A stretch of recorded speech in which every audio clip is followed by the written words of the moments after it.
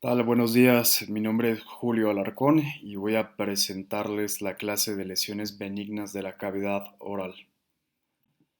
Vamos a hacer una revisión de los principales diagnósticos diferenciales que nos podemos encontrar en la región oral. Vamos a finalizar la clase con unas conclusiones. Los objetivos será enfatizar los datos clínicos más relevantes y presentar las imágenes más características que podemos encontrar en la exploración de estos pacientes, así como otorgar un panorama general del tratamiento y el manejo multidisciplinario o por parte de cirugía maxilofacial que pudieran requerir estos pacientes. Vamos a iniciar con la revisión. La primera de estas condiciones es la tiroides ectópica, la tiroides lingual específicamente. Este término de tiroides ectópica se refiere a algún defecto en la migración normal de la tiroides desde el foramen ciego hasta la región pretraquial, que puede ocurrir entre la tercera semana a séptima semana de gestación. La localización sublingual es la más frecuente, sin embargo, también se puede presentar en cualquier trayecto del conducto tirogloso, en la región intralaringotraqueal o fuera de estas regiones como en mediastino, esófago, corazón, pericardio o ganglios linfáticos cervicales. Importante mencionar que la presentación más frecuente es solamente una región ectópica única. Sin embargo, también se pueden presentar múltiples focos de tejido ectópico o se puede presentar una glándula tiroides en su lecho normal más un foco ectópico. Sin embargo, lo más frecuente es que cuando ocurre este defecto en la migración, solamente exista un foco ectópico en alguna región anormal.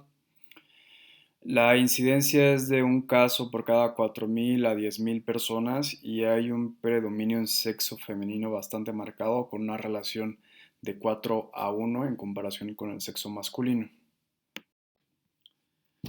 Esta localización ectópica de la tiroides es clínicamente relevante toda vez que es el único tejido tiroideo funcional en la mayoría de estos pacientes.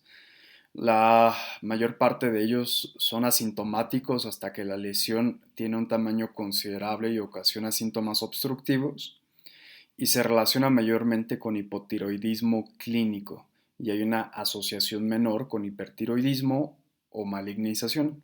Hay reportes de caso de adenomas hiperfuncionantes en tejido ectópico. También hay reportes de caso de tumores malignos en estas situaciones ectópicas. Si bien no es un padecimiento meramente de cavidad oral, sino más bien de orofaringe, podemos observar esto desde la exploración, como se puede ver en la fotografía. Estas lesiones, por la localización y por el tamaño considerable que pueden tener, evidentemente pueden comprometer tanto la función respiratoria, alimenticia o la generación de lenguaje. Pueden presentar estomatolalia, que es un sinónimo de una voz hipernasal por un procedimiento obstructivo. Pueden presentar sangrado y hay reportes de caso donde están relacionados con SAOS o dificultad para la orointubación. De forma macroscópica, estos tumores se ven firmes, rosados, de apariencia mucosa normal, o también se describe una apariencia tiroidea normal, localizados principalmente en la base de la lengua, y se pueden relacionar con la ausencia de palpación de la glándula tiroides a nivel pretraquial. Si bien el ultrasonido es útil en estas lesiones, el ultrasonido cervical, estos pacientes al tener una lesión obstructiva, pues la mayor parte de ellos van a someterse a una tomografía contrastada donde se observan lesiones redondas ovoideas bien delimitadas en la base de la lengua, como dijimos principalmente, con captación homogénea al material de contraste, como lo hace el tejido tiroideo normal. Los estudios de medicina nuclear son especialmente importantes, sobre todo la desintigrafía con tecnesio 99, porque presenta una captación homogénea, como lo hace el tejido tiroideo. Se pueden determinar o comprobar los sitios ectópicos de captación y la ausencia de captación en el lecho tiroideo normal. En cuanto al laboratorio, las pruebas de funcionamiento tiroideo son especialmente importantes, toda vez que así se puede determinar si el paciente tiene un hipotiroidismo clínico y también tiene relevancia por el tratamiento de sustitución hormonal, como vamos a platicar más adelante.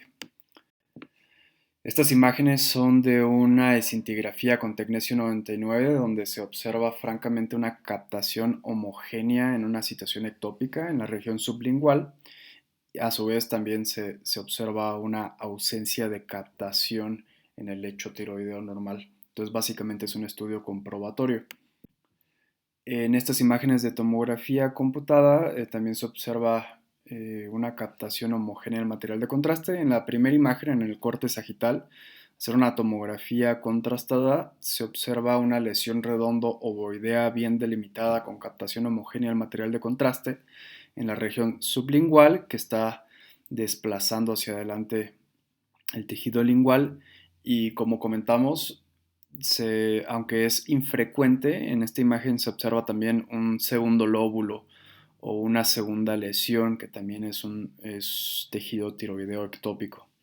En la imagen central, en el corte axial, también tomografía contrastada, lo que se está señalando es la ausencia de tejido tiroideo normal en el lecho pretraquial. En la tercera imagen, también corte axial contrastado, se observa una lesión redondo ovoidea bien delimitada con una captación homogénea del material de contraste, que es un tejido ectópico tiroideo.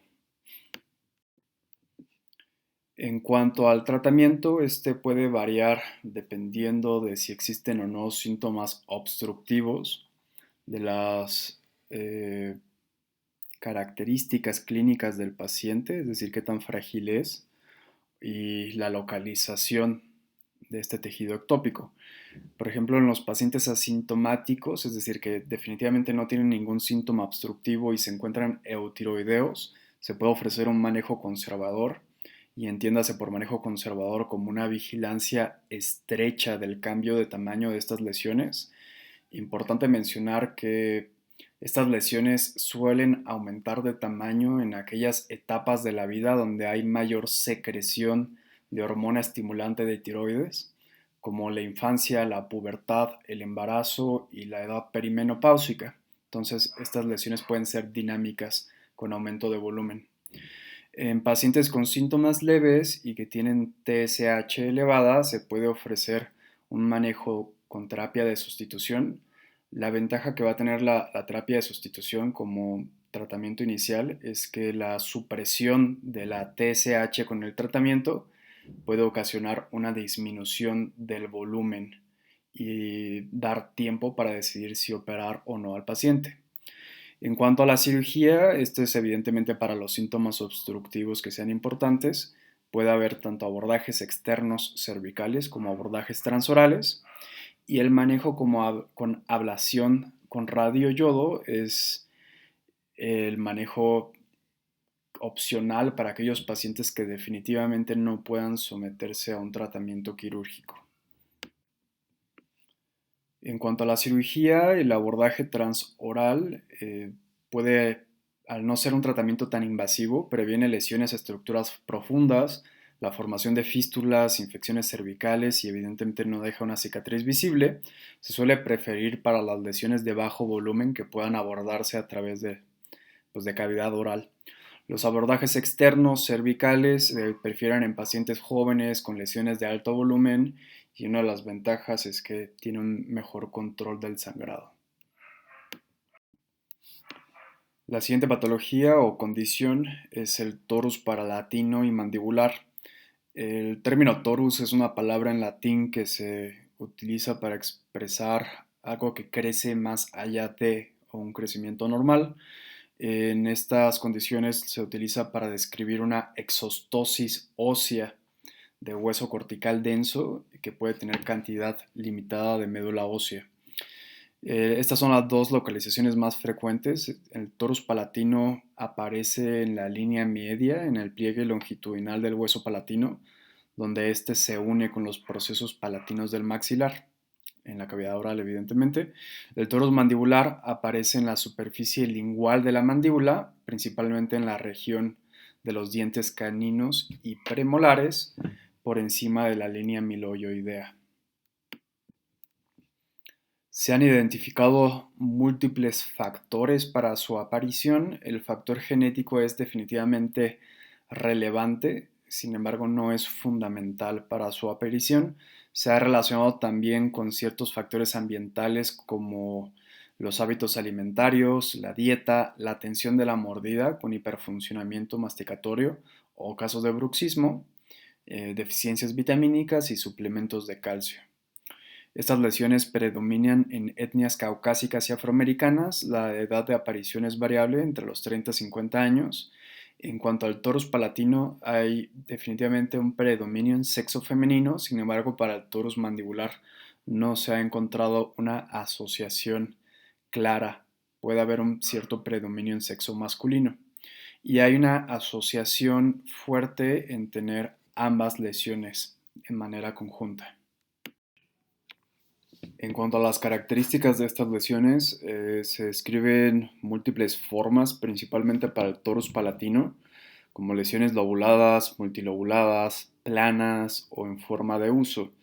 El tamaño es realmente variable, incluso mientras las lesiones no tengan un tamaño considerable, pueden ser totalmente asintomáticas, es decir, que las personas realmente no se den cuenta que tengan estos crecimientos óseos. Lo que sí se describe constantemente es que estos crecimientos óseos están encapsulados por una capa mucosa delgada que se puede erosionar, ulcerar o sangrar y es lo que causa la verdadera sintomatología. En cuanto al torus mandibular, en el torus palatino suele ser una lesión única en la línea media, como comentamos, ahorita vamos a ver unas imágenes. Y en cuanto al torus mandibular, es bilateral en la mayor parte de los casos, como comentamos, aparece en la superficie lingual de la mandíbula. Se presenta como una elevación única o multilobulada y también está cubierta por una capa muy delgada de mucosa. Esta serie de fotografías pues documenta las lesiones. Las tres imágenes superiores son torus palatino, una lesión en la línea media. Como hemos comentado, es un crecimiento óseo cubierto por una capa muy delgada de mucosa que puede ser friable. Y en las dos imágenes inferiores se observa el torus mandibular, que son lesiones también cubiertas por una mucosa delgada que suelen ser de predominio bilateral en la región canina o premolar.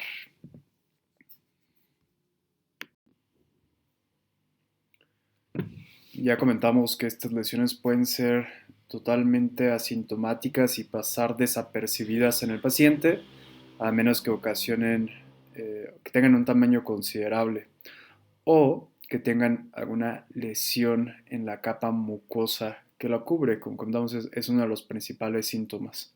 También puede haber depósito de restos alimentarios, sobre todo en los torus mandibulares, que puede llegar o no a ocasionar cuadros de broncoaspiración al momento de la intubación orotraqueal. Sin embargo, lo que se describe más constantemente en la literatura es que estos crecimientos óseos ocasionen una inestabilidad para las prótesis dentales y también es al parecer constante que los pacientes tengan una preocupación por una sospecha de enfermedad maligna. En cuanto al abordaje, se considera que las imágenes clínicas son altamente específicas y no se recomienda un abordaje con estudios de gabinete. Sin embargo, al ser un crecimiento óseo en los estudios convencionales de radiografías, pues se observan como lesiones radioopacas. En los estudios tomográficos se observan como lesiones hiperdensas de tejido óseo en las localizaciones características. Evidentemente son lesiones no obstructivas, no destructivas ni invasivas de los tejidos circundantes. En cuanto al tratamiento de estos crecimientos óseos, en realidad no es necesario retirarlos a menos que sean sintomáticos. Para las causas de operarlo, pues son todos estos síntomas que hemos comentado. En cuanto a las complicaciones quirúrgicas, en el torus palatino se describe sobre todo lesión del nervio palatino hemorragia de arterias palatinas y la perforación en la cavidad nasal como la más aparatosa. En cuanto a los toros mandibulares, puede llegar hasta ocasionar una fractura mandibular dependiendo de qué tanto se vulnere el hueso subyacente y la desvitalización de los dientes contiguos.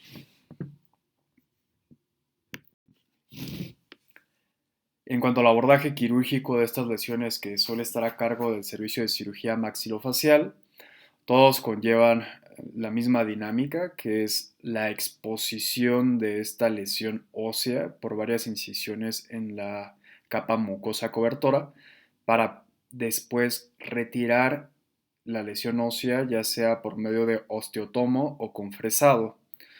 Las tres imágenes superiores están esquematizando un abordaje de torus palatino, un abordaje con una incisión doble en Y, que expone casi totalmente la lesión ósea, y la fotografía inferior está mostrando un colgajo mucoso que está exponiendo un torus mandibular. La siguiente condición son quistes del desarrollo, también llamados quistes no odontogénicos. La primera variedad que vamos a revisar son los quistes nasoalveolares. Estos son quistes que se consideran que vienen del labio superior y que aparecen en una localización lateral a la línea media. Hay distintas teorías para su formación. La principal es que se considera que es un quiste de fisura, es decir, un remanente epitelial en la línea de fusión maxilar entre el proceso nasal medial y lateral. Otra teoría de su formación es que pueden provenir del epitelio del conducto nasolacrimal. Esto es porque tienen cierta similitud histológica y por la localización que es sugerente. En cuanto a la histología de estos quistes, están cubiertos por un epitelio pseudoestratificado columnar principalmente, aunque también pueden tener células ciliadas y caliciformes, y también pueden presentar metaplasia escamosa y cuboidea. Estas lesiones tienen una mayor prevalencia entre la cuarta y la quinta década de la vida, con una relación en sexo femenino de 3:1 en comparación con el sexo masculino, y lo más frecuente es que sean unilaterales. Clínicamente se observa un tumor en el labio superior, una asimetría facial a expensas de este aumento de volumen, que es lateral a la línea media, como comentamos, con una elevación del ala nasal ipsilateral y de la mucosa del vestíbulo nasal. En la exploración de cavidad oral puede haber un borramiento del pliegue mucoso mucolabial maxilar, ese es un dato clínico característico, y suelen ser asintomáticos, aunque pueden llegar a infectarse. Pueden drenar de forma espontánea tanto a la cavidad oral como a la nasal.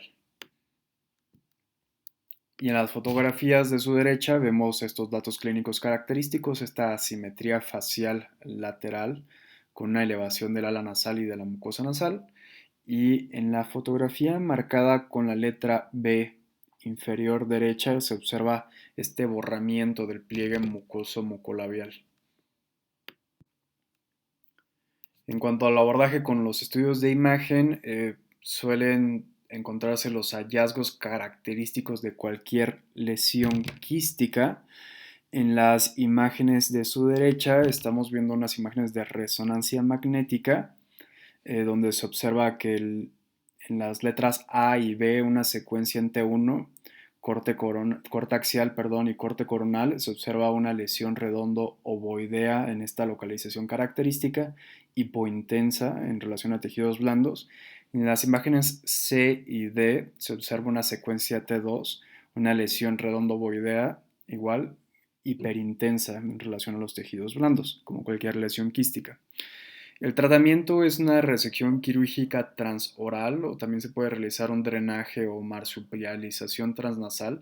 Hay abordajes endoscópicos para estas lesiones y la recurrencia es rara y siempre va a haber un riesgo de fístula oronasal persistente.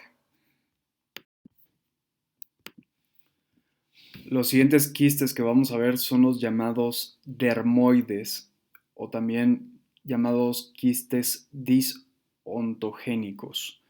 Hay múltiples tipos de quistes que se consideran dermoides. El primero de ellos es el dermoide propiamente hablando, que es un quiste cubierto por epitelio escamoso que puede contener apéndices dérmicos. Hay quien considera que estos quistes dermoides son los que contienen dos o menos líneas germinales en su contenido. Hay también quistes epidermoides, o también llamado dermoide adquirido, que es aquel que está cubierto por epitelio escamoso sin apéndices dérmicos.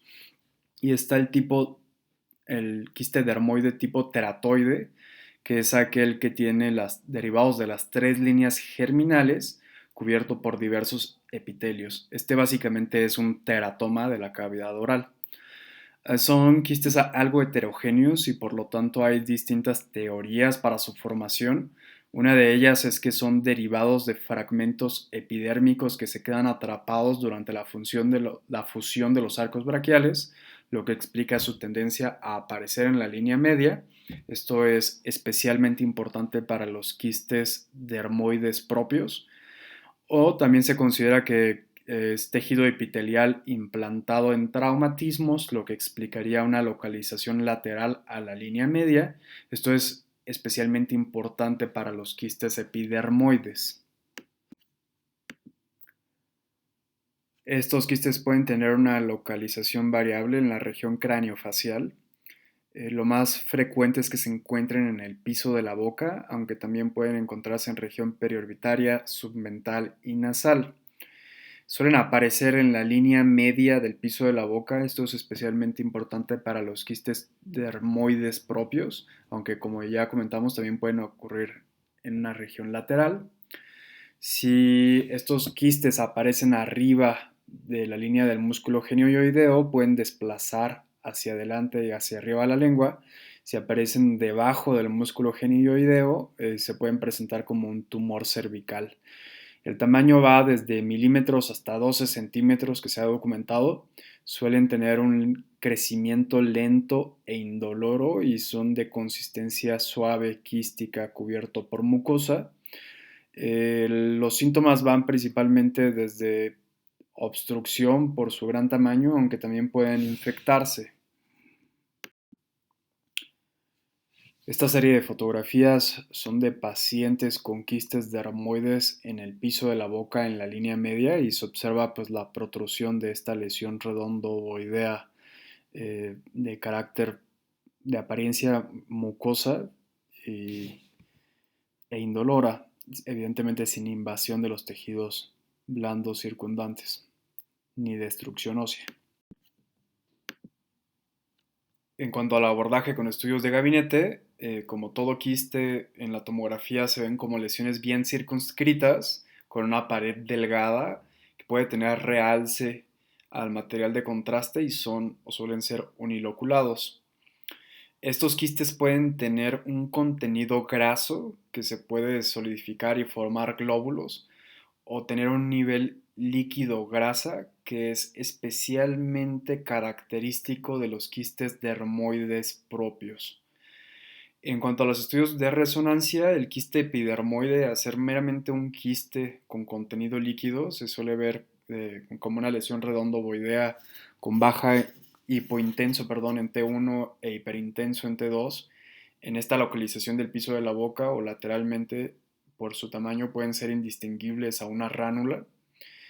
En cuanto a los quistes dermoides, este contenido graso, que es muy específico de estos, puede ser muy característico y se pueden ver isointensos o hiperintensos en T1, dependiendo de la cantidad de grasa que tienen. Entonces, estas secuencias de supresión grasa en la resonancia son especialmente útiles para hacer un diagnóstico diferencial, tanto con otros quistes como el epidermoide, que solamente tiene un contenido líquido, o ránulas, y con lipomas también.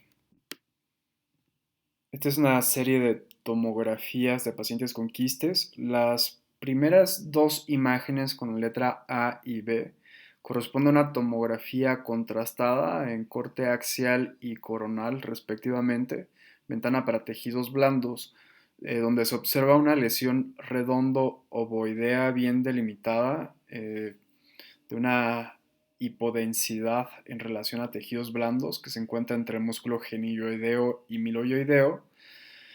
Tiene una apariencia o una densidad grasa.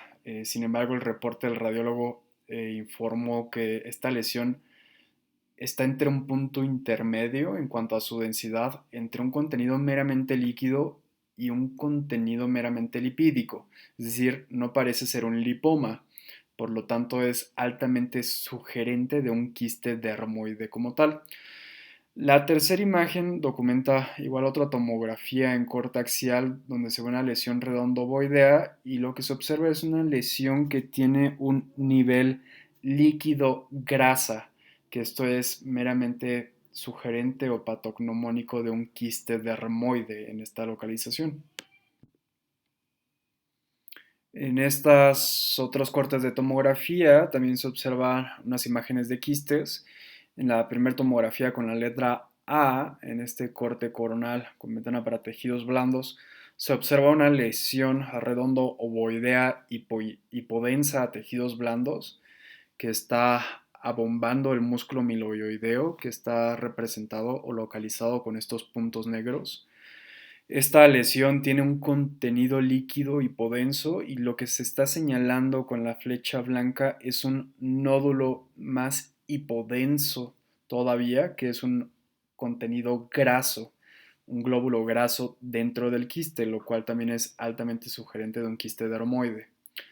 En el segundo corte tomográfico marcado con la letra B se observa otra lesión redondo ovoidea bien delimitada que aparentemente tiene un contraste periférico al material de contraste y lo que se observa en esta lesión es múltiples glóbulos hipodensos respecto a tejidos blandos que representan estos glóbulos de grasa de los quistes dermoides. Una imagen prácticamente patognomónica. En esta otra diapositiva, el tratamiento de estos quistes también depende de la localización, del tamaño y de los síntomas obstructivos que ocasionan a los pacientes. Hay abordajes transorales, esto se reserva sobre todo cuando el quiste aparece por encima del músculo genioideo, como se puede ver en la imagen de la izquierda. Y también hay abordajes cervicales que se reserva principalmente cuando el quiste aparece por debajo del genioideo, como se puede ver en la imagen de la derecha. Otra de las condiciones que se pueden encontrar en la cavidad oral son los lipomas. Estos son, pues, evidentemente, neoplasias benignas compuestas por adipocitos maduros. Es el tumor mesenquimal más común. Tiene un predominio entre los 40 y 60 años y los lipomas aparecen en cabeza y cuello hasta en 20% de los casos. En cavidad oral solamente el 5% de los casos. Las localizaciones más frecuentes es en vestíbulo, labios, piso de la boca, aunque también pueden aparecer en lengua y en trígono retromolar. Se pueden clasificar dependiendo del contenido del lipoma. Cuando es meramente grasa se considera un lipoma común u ordinario. Cuando tienen tejido fibroso se les suele llamar fibrolipoma. Cuando tienen tejido óseo, osteolipoma. Cartílago, condrolipoma. Y cuando tiene abundante vascularidad o anormalidades vasculares se les suele denominar angiolipoma. Bueno, estas lesiones también son asintomáticas, a menos que tengan un tamaño considerable y ocasionen principalmente síntomas obstructivos. En esta serie de imágenes, pues vemos fotografías de pacientes con lipomas de la cavidad oral. La imagen primera de la izquierda tiene un lipoma en la mucosa del labio. En la imagen del medio superior, un lipoma en vestíbulo. En medio inferior también es otro lipoma de apariencia nodular en la mucosa vestibular.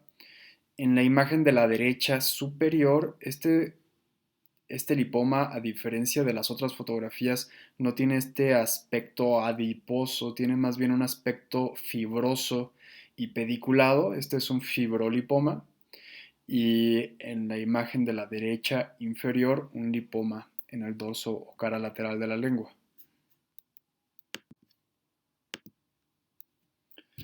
Estos son los cortes tomográficos de un paciente con un lipoma en el piso de la boca. Es una tomografía contrastada, cabeza y cuello. Se observa un corte axial y un corte coronal respectivamente y se observa esta lesión redondo ovoidea hipodensa homogénea respecto a los tejidos blandos que está desplazando o abombando el músculo platisma. Y esta diapositiva está mostrando múltiples cortes de resonancia magnética de un paciente que tiene un lipoma que está ubicado entre la mandíbula y el músculo bucinador del lado derecho. La primera imagen es una secuencia T1 en un corte axial donde se ve la lesión bien delimitada, hiperintensa. La segunda imagen en el corte B es una secuencia T2, también un corte axial donde se observa la misma lesión bien delimitada hiperintensa. En la tercera imagen, que es un corte coronal, una secuencia T1 contrastada con una secuencia de supresión grasa, se observa la misma lesión, pero en esta ocasión pues hipointensa. El manejo de estas lesiones también depende de la localización y del tamaño, y si están ocasionando o no síntomas obstructivos. Suele ser con una resección conservadora, con baja tasa de recidivas. La siguiente lesión es el fibroma de la cavidad oral. Estos son tumores benignos de tejidos blandos, de cavidad oral y orofaringe, que representan o aparecen como una respuesta inflamatoria y fibrosa hiperplásica a un estímulo irritativo crónico o traumático, principalmente mordidas de la mucosa de la cavidad oral. Predomina a partir de la cuarta década de la vida y tiene una predilección en sexo femenino. La fotografía de su derecha pues, se puede ver la exploración de cavidad oral de un paciente, una lesión pues, redondo ovoidea de carácter sólido, mucoso, pediculada, que es altamente característica de estos padecimientos. Suelen ser lesiones únicas con un tamaño menor a 1.5 centímetros. Pueden ser pedunculadas, como la imagen previa, o sésiles, es decir, con base ancha, como en la fotografía de su derecha. Suelen ser asintomáticas, se localizan principalmente en la mucosa bucal y con menor frecuencia en labio y lengua. El manejo es una resección conservadora con poca probabilidad de recurrencia, a menos que se esté perpetuando el estímulo que lo formó. En estas otras fotografías se observa un fibroma, en esta ocasión en la mucosa de la lengua, y en la fotografía de su derecha en la mucosa del labio. Se ve que son lesiones sésiles de base amplia, apariencia mucosa, lisa, superficiales y no infiltrativas.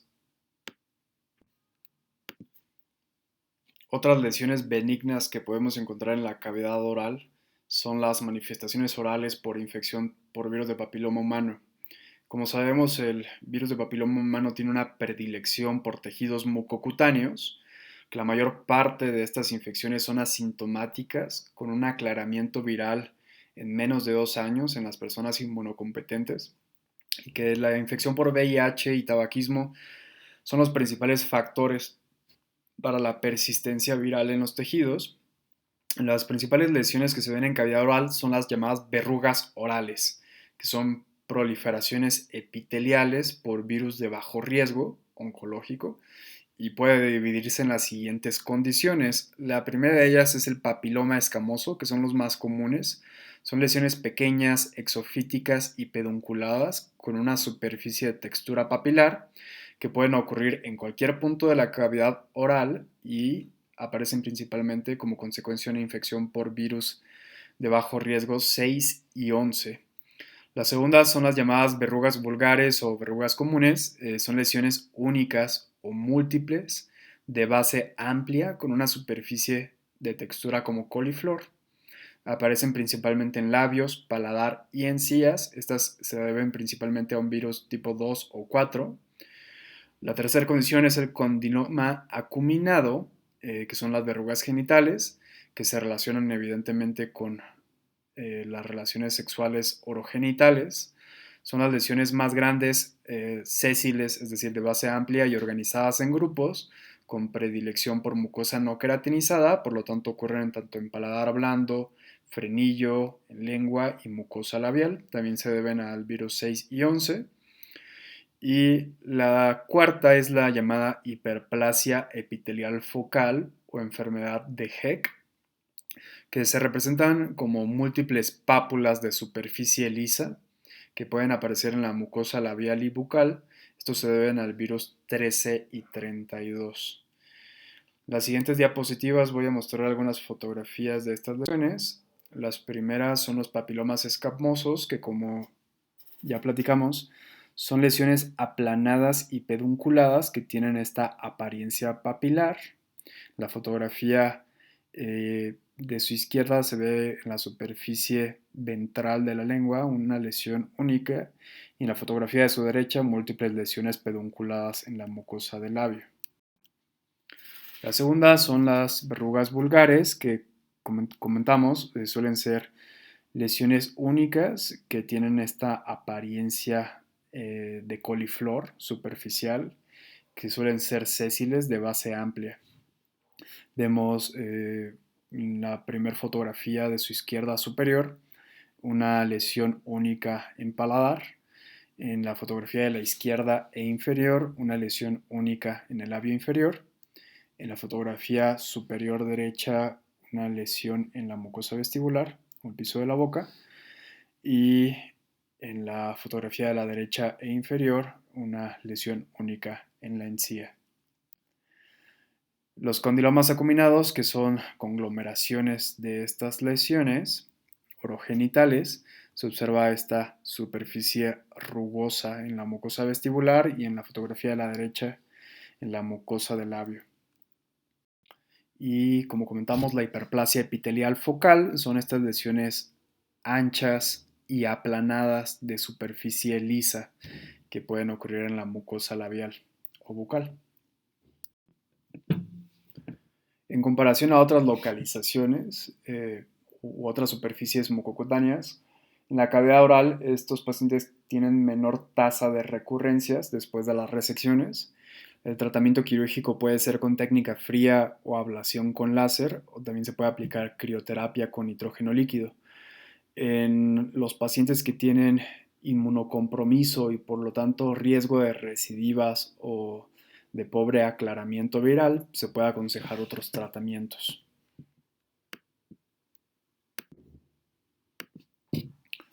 Otra condición en la cavidad oral son los llamados hemangiomas orales. Estos son tumores benignos desarrollados por proliferación de endotelio en la cavidad oral. Hay múltiples teorías para su formación, todas ellas pues son en el periodo embrionario. Una de ellas es que ocurre una embolización de células endoteliales placentarias que terminan desarrollándose en la cavidad oral y conservan su carácter proliferativo, lo cual ocasiona estos tumores. También se pueden ocasionar por mutaciones en el cromosoma 5, lo cual altera la angiogénesis, evidentemente con una proliferación vascular. O también se ha descrito la sobreregulación del factor de crecimiento vascular endotelial en relación a un estrés hipoxémico en el periodo fetal, lo cual también llevaría a una sobreexpresión de estos factores y una angiogénesis incrementada. Se ha descrito un predominio en población caucásica con una relación o un predominio en sexo femenino con una relación de 3:1 en comparación al masculino. Y se describen dos tipos de hemangiomas, uno que aparece desde etapa congénita y otro que aparece desde etapa infantil, o también llamado hemangiomas juveniles o en fresa. En general, se describen tres fases en la formación de estos hemangiomas. La primera de ellas es la fase proliferativa, donde aparece la lesión. La segunda de ellas es donde se estabiliza o deja de crecer. Y la tercera es una etapa de involución, donde el tejido vascular es reemplazado por fibrosis y grasa. Solamente un 10 a 20% de estos hemangiomas persisten después de la involución de las lesiones y por lo tanto son los que presentan los pacientes adolescentes o adultos. 70% de los hemangiomas pueden presentarse en cabeza y cuello. En cuanto a los que se presentan en cavidad oral, la localización más común es la cara ventral de la lengua, aunque también se pueden presentar en labios, en la mucosa bucal y paladar. Otras localizaciones en cabeza y cuello pueden ser los hemangiomas mandibulares y maxilares, también llamados hemangiomas centrales, o en los músculos de masticación, es decir, hemangiomas intramusculares. Estas lesiones macroscópicamente pueden ser, se escriben como de consistencia suave y compresibles, que blanquean con la presión, evidentemente por el carácter vascular que tienen. Pueden ser lobuladas, sésiles, de base amplia o pedunculadas, y tienen un color pues, vascular, rojizo, azulado o violáceo. Suelen ser asintomáticas, aunque pueden ulcerarse y sangrar, y si tienen un tamaño considerable, pues pueden ocasionar síntomas obstructivos. Esta serie de fotografías se observa en la primera y segunda fotografía unas lesiones vasculares en la mucosa vestibular. Tienen esta apariencia pues, lobulada, violácea, vascular. Y en la tercera imagen se observa un hemangioma sangrante en la cara ventral de la lengua. En el abordaje de estas lesiones, pues puede ser especialmente útil el ultrasonido Doppler, donde se documenta el flujo vascular anormal. No se recomienda biopsiar estas lesiones por su carácter meramente vascular, al menos que se sospeche una neoplasia maligna. El tratamiento puede ser variable.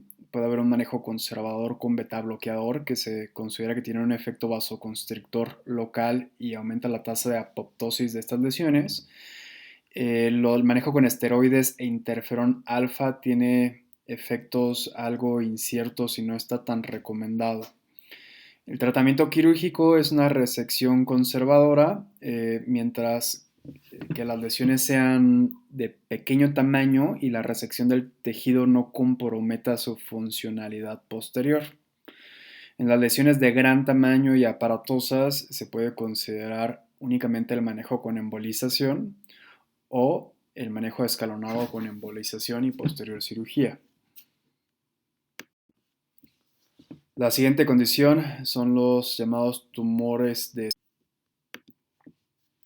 Macroscópicamente, estos tumores se describen como lesiones sésiles de base amplia, una superficie mucosa lisa y color ligeramente amarillento. La imagen característica sería la tercera imagen de su mano derecha.